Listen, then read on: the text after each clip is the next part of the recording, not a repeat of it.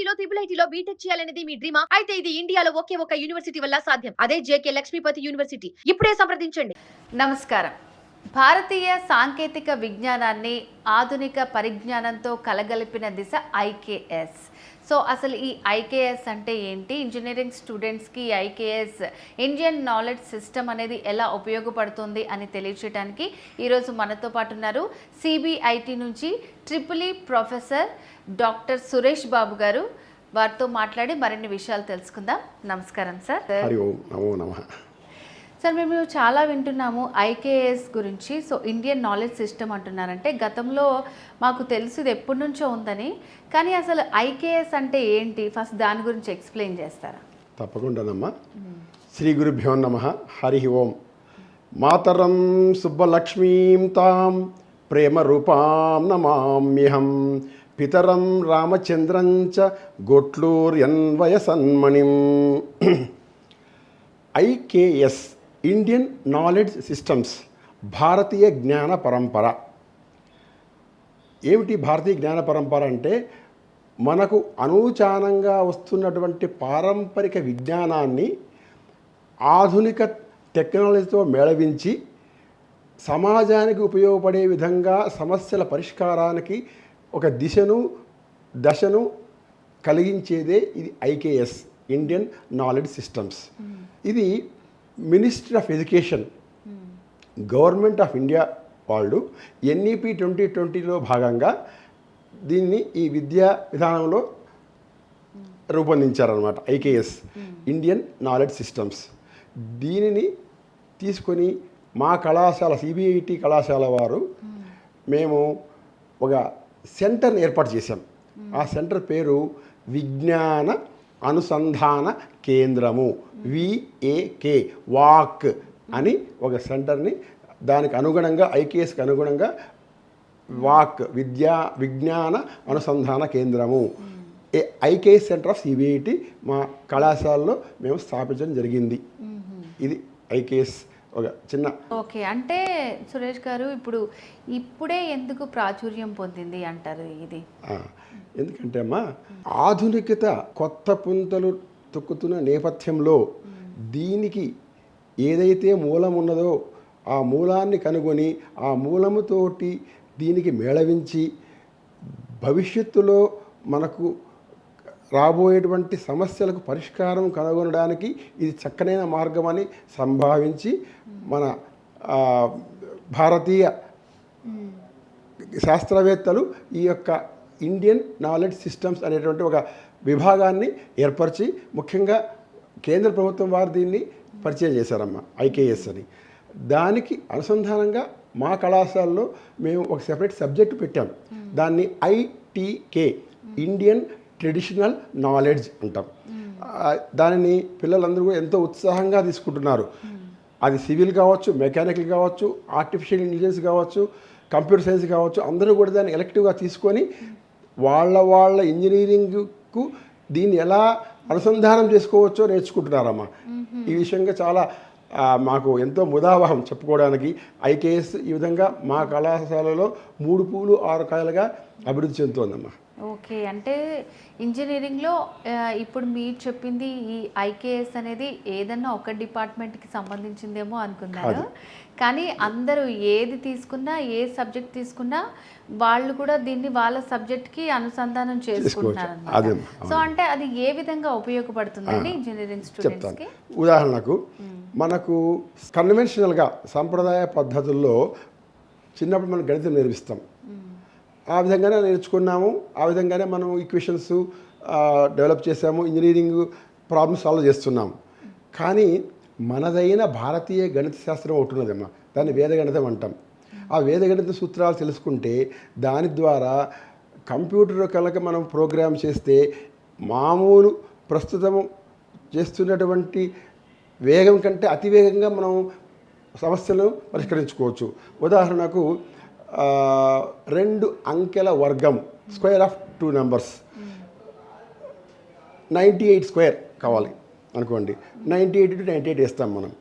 కానీ మనకు వేదగణితంలో ఒక సూత్రం ఉన్నది, యావదూనం తావదూనీకృత్య వర్గంచ యోజయేత్. దానికి మనం ఆధారము 2 అంకెలు ఉన్నాయి కాబట్టి 100 ఆధారం బేస్ తీసుకుంటే యావదూనం ఎంత తక్కువో తావదూనీకృత్య అంత తగ్గించి వర్గంచ యోజయేత్ అంటే 98 అనేది 100కి ఎంత తక్కువ 2 తక్కువ సో 2 తీసేయాలి 98లో ఎంత వస్తుంది 96 వస్తుంది 2 యొక్క వర్గం ఎంత 4 so 9604 is the answer for 98 square. ఇలాంటి ఈ విధంగా దీనికి మనం అనుసంధానంగా ఒక అల్గరిథం డెవలప్ చేసి మైక్రో కంట్రోల్లో డెవలప్ చేసినప్పుడు చేసి చూసాం మేము. మామూలు మెథడ్ ప్రకారము product of 2 numbers it is taking 200 microseconds. But with this Vedic maths algorithm we astonished to get the results in 20 microseconds. That is the advantage of approaching our ancient methods. That's what IKS always thinks for. Okay, so ఇదంతా కూడా మన పూర్వీకుల knowledge అప్పటి నుంచే ఉంది. Professor గారు ఇందాక మీరు వేదగణితం గురించి చెప్పారు కదా, ఒక టెక్నిక్ చెప్పారు. సో ఒక స్టూడెంట్స్ కోసం ఇంకొక 2-3 టెక్నిక్స్ చెప్తారా? చాలా మందికి యూజ్ అవుతుంది. తప్పకుండానమ్మా. ఇది ముఖ్యంగా ఈ భారతీయ గణితము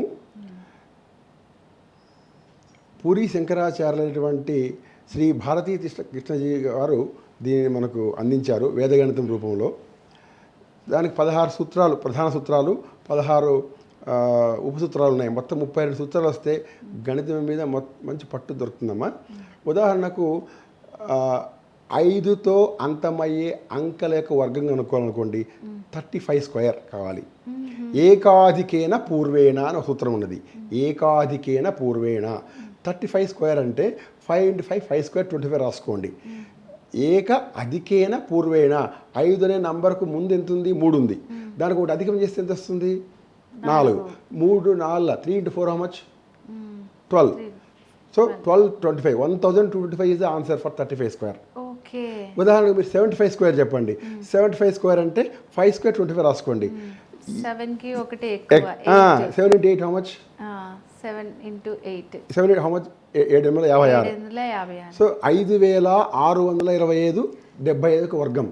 ఓకే, ఇట్లా ముందు నుంచి వేసుకోవాలన్నమాట. 95 ఫార్ములా ఇది ఒకటి. అది దాని ఏకాధికేన పూర్వేణ అన్న సూత్రం ఉంది. ఓకే, 95 వర్గం కావాలనుకోండి 95 స్క్వేర్ ఐ వాంట్. 5 స్క్వేర్ 25 రాసుకోండి. 5 ముందు 9 ఉంది.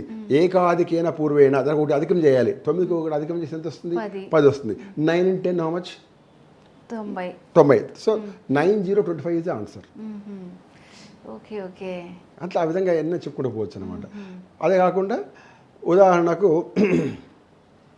The number some of the digits in the units place must be equal to 10 అని ఉంటుంది అనమాట. ఉదాహరణకు 38 × 32. 38 × 32 ఇక్కడ మనం గమనిస్తే బాగా యూనిట్స్ ప్లేస్లో 8 to 2 ఉంది. 8 + 2 10. దీన్ని కూడా ఇది సూత్రం ఉపయోగిస్తుందమ్మా.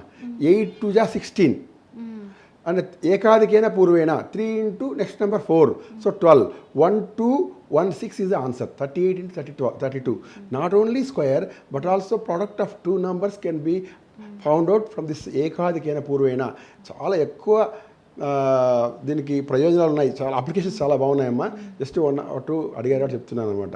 ఏకాధికేన పూర్వేణ ఏకన్యూనేన పూర్వేణ తర్వాత నిఖిలం నవతః చరమం దస్తః యావదూనం తావదూనీకృత్య వర్గంచ యోజయేత్ యావదధికం తావదధికీకృత్య వర్గంచ యోజయేత్. ఈ విధంగా చాలా ఉన్నాయి. చాలా అద్భుతమైనటువంటి సూత్రాలు 16 ఉన్నాయి. ప్రధాన మెయిన్ ఫార్ములే అండ్ కరాలని 16 ఉన్నాయి. మొత్తం 32 దాదాపు 13. 16 + 13 29. ఈ 29 is the total essence of Vedic mathematics which has been compiled by Sri Bharati Tirtha Krishna Ji Maharaj of Puri Govardhana Mutt of Shankaracharya. That's what. So ఆ విద్యని కనుమరుగు అవ్వకుండా ఇప్పుడు అందరికీ అందుబాటులో తేవాలి. అది కూడా అంటే నార్మల్గా సాల్వ్ చేస్తే మనకి చాలా టైం పడుతుంది, కానీ మీరు చెప్పిన పద్ధతి ప్రకారం ఇంకా చాలా సులువుగా అయిపోతుంది. అలాగే సురేష్ బాబు గారు, ఇప్పుడు విఏకే అనేది ఒక డిపార్ట్మెంట్ పెట్టారని విన్నాం మేము. ఆ డిపార్ట్మెంట్ యొక్క ప్రాముఖ్యత ఏంటి? అది డిపార్ట్మెంట్ అనకంటే ప్రస్తుతానికి ఒక కేంద్రము. ఈ కేంద్రము మా కళాశాలలో ఉన్నటువంటి అన్ని శాఖలతోనూ అనుబంధం కలిగి ఉంటుందన్నమ్మా. ఉదాహరణకు సివిల్ వాళ్ళు కావచ్చు, mechanical, computer science, AIDS, AML, CET, IT EC అన్ని విభాగాల విద్యార్థులు ఏమైనా ఇంటర్న్షిప్ చేయాలన్నా, తర్వాత ఒక ప్రాజెక్ట్ వర్క్ కొత్తదిగా చేయాలన్నా కూడా ఈ యొక్క ఐకేఎస్ సెంటర్ ఉంది మా కాలేజీలో, వాక్ అంటాం, విజ్ఞాన అనుసంధాన కేంద్రము. దాని ద్వారా మేము అక్కడ ఏం చేస్తామంటే ఆ వచ్చిన పిల్లలకు మీ కొత్త ఏం చేయబోతున్నావు, దీనికి ఏదైనా మన సంప్రదాయానికి సంబంధించినటువంటి విషయం ఉన్నదా, దాంతో మేళవించి అక్కడ ఏమైనా పరిష్కారం ఉన్నదని చెప్పి దాంతో ఒక నూతన ఆవిష్కరణకు మేము ప్రాణం పోస్తున్నాం. అది విషయం, వాక్ విజ్ఞాన అనుసంధాన కేంద్రము. రీసెంట్గా మేము మా ట్రిపుల్ ఈ విద్యార్థులకు ఒక ఇంటర్న్షిప్ పెట్టామమ్మా, ఆర్టీసీ అని, roots to circuits. Electrical circuits ఉంటాయి కదా, దానికి రూట్స్ మూలాలు మన భారతీయతలో ఎక్కడ ఉన్నాయని చెప్తూ ఒక 15 రోజుల పాటు ఇంటర్న్షిప్ చేసాము. ఆ విధంగా కొన్ని ప్రాజెక్ట్ వర్క్స్ చేసాము. There are so many things we are doing under this IKS centre of CBIT, విజ్ఞాన అనుసంధాన కేంద్రం. సో నార్మల్గా అంటే ఇట్లాంటివన్నీ ఇంట్రడ్యూస్ చేసేటప్పుడు స్టూడెంట్స్ కానివ్వండి, పేరెంట్స్ కానివ్వండి, ఇప్పుడు ఏంటంటే బాగా అడ్వాన్స్డ్ అవుతున్నారు, ఇంకా వేరేవి ఇంకా కొత్త కొత్తవి ఏఐ ఇట్లాంటివన్నీ వచ్చేస్తున్నాయి కదా. సో మరి ఇది పాతకాలం పద్ధత, ఇట్లాంటి ప్రశ్నలు మీకు ఏమన్నా వచ్చాయా? ఎలా మీకు స్టూడెంట్స్ మీకు సహకరిస్తున్నారా? చాలా మంచి ప్రశ్న అండి. ప్రశ్న పాతది, సమస్య పాతది, కానీ పరిష్కారము మేము ఆధునిక టెక్నాలజీతో మేళవించి భవిష్యత్తుకు సంబంధించినటువంటి సమస్యను పరిష్కారం చేస్తూ ఒక పరిష్కారం చూపిస్తున్నాము. అంటే ఇక్కడ మా ఉద్దేశము, మా భారతీయ సంప్రదాయం, సనాతన సంప్రదాయం గొప్పది, ఆధునికత తప్పు అని అంటలేదు సుమా. మీ ఏదైతే ఆధునిక టెక్నాలజీ ఉన్నదో దానిని సహాయం తీసుకొని మన భారతీయ మూలాల్లో ఉన్నటువంటి విషయాన్ని అనుసంధానిస్తూ ఏమంటాం, మనం భవిష్యత్తుకు మనం మార్గం చూపుతున్నాం. అంతేకాని we are not denying current technology. That's why people are coming forward. Why? Because they are more happy to know the legacy of our Indian traditional knowledge. That's why people are showing more interest to take up this subject, ITK, Indian Traditional Knowledge. అది అంటే ఉదాహరణకి చెప్పాలంటే అమ్మా, ఈ IKS అనేది like ఏమవుతుందంటే భవిష్యత్తుకు, గతానికి భవిష్యత్తుకు ఒక సేతు లాంటిది, బ్రిడ్జ్ లైక్ థింగ్ ఐకేఎస్ అనేది. అందువల్ల అందరూ ప్రిఫర్ చేస్తారు. ఏ రంగమైనా కావచ్చు, అది ఐటీ రంగం కావచ్చు, సిఎస్సి కావచ్చు, సివిల్ కావచ్చు, మెకానిక్ కావచ్చు.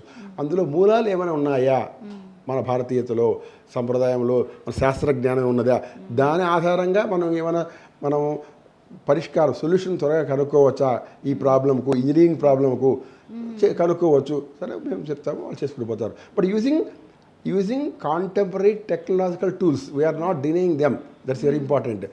ఈ IT, cloud computing, artificial intelligence, ఇవన్నీ కూడా దీని యొక్క మూలాలు మన భారతీయతలో ఎక్కడ ఉన్నాయి, అక్కడ నుండి మనం దీనికి అనుసంధానం చేయడం ప్రయత్నం చేస్తుంది ఐకేఎస్ సెంటర్. మా యొక్క ట్యాగ్ లైన్ కూడా అదే అమ్మా, ఎయిర్ టు ఎయిర్ మిసైల్ అని. AIR to AIR, air to air missile అంటే ancient Indian roots to artificial intelligence routes. మొదటిది ROOTS, రెండవది ROUTS, ancient Indian roots to artificial intelligence routes. So ఆ విధంగా మేము ప్రయాణిస్తున్నాం మా కళాశాలలో ఈ యొక్క ఐకేఎస్ సెంటర్ తరఫున. సో ఎవరన్నా ఇట్లాగే నాలాగా ఇది పాతకాలందా అన్న వాళ్ళకి చాలా బాగా సమాధానం చెప్పారు. లైక్ అంటే ఎప్పుడైనా సరే మన భారతీయ విజ్ఞానం అనేది అది ఎప్పటికీ ఉంటుంది, దాన్ని మనం మర్చిపోవటమే తప్ప దాని మూలాలు ఎప్పుడు ఉంటాయి. ఇప్పుడున్న ప్రతి ప్రాబ్లంకి నిజంగానే అక్కడ నుంచి మనకి ఖచ్చితంగా సొల్యూషన్ ఉంటుంది. ఏదైనా సరే, అది విద్య అయినా సరే, మీరన్నట్టు ఆయుర్వేదం, ఏ రంగంలో తీసుకున్నా, ఏ రంగంలో మీరు లా తీసుకోండి, మెడిసిన్ తీసుకోండి, వాస్తుశాస్త్రం తీసుకోండి, ఒక ఆర్కిటెక్చర్, దేవాలయ ఆర్కిటెక్చర్, ఇవన్నీ కూడా మన దగ్గర మూలాల నుండి వచ్చినవే. ఇప్పుడు ఆధునికత మేళవించుకున్నాయని తప్పితే కొత్తదేం కాదు తల్లి, కొత్తది కాదు. కాబట్టి మనం అవన్నింటినీ ఆ విధంగా చూడగలగాలి. అదే ఉదాహరణకు ఈ ఐకేఎస్ మెయిన్ ఉద్దేశం ఏంటంటే దృష్టి, పరంపర, తర్వాత లౌకిక ప్రయోజనము, ఈ మూడు అమ్మ. ముఖ్యంగా ఐకేఎస్ గవర్నమెంట్ ఆఫ్ ఇండియా వాళ్ళు పెట్టినప్పుడు ఈ 3 లక్ష్యాలు పెట్టారు. ఏంటి?